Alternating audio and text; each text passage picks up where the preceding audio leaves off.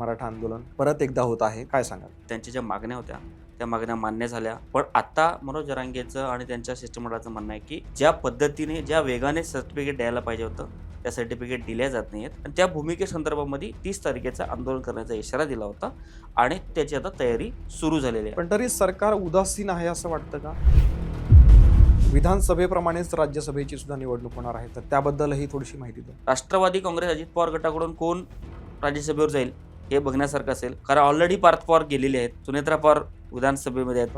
आता नंबर कदाचित जयचं लागू शकतो. तर मग सगळे पवार कुटुंबातले राज्यसभेमध्ये लोकसभेमध्ये त्यांचं वर्चस्व अख्खा कुटुंब त्यांचा सगळे संविधानिक पदावर सेकंड होमच असेल त्यांचं. शरद पवारांनी नरेंद्र मोदींचं कौतुक केलंय. ज्यावेळेस आपले प्रतिनिधी, आपल्या देशाचे पंतप्रधान आपल्या देशाचे प्रतिनिधी म्हणून बाहेर जातात, त्यावेळेस मात्र त्यांच्यावर टीका करू नये किंवा त्यावेळेस त्यांची बदनामी करू नये, असं एकंदरीत शरद पवारांचं त्या ठिकाणी सुरू होता. एनडीएत जाण्याचे काही चान्सेस वाटत आहेत का?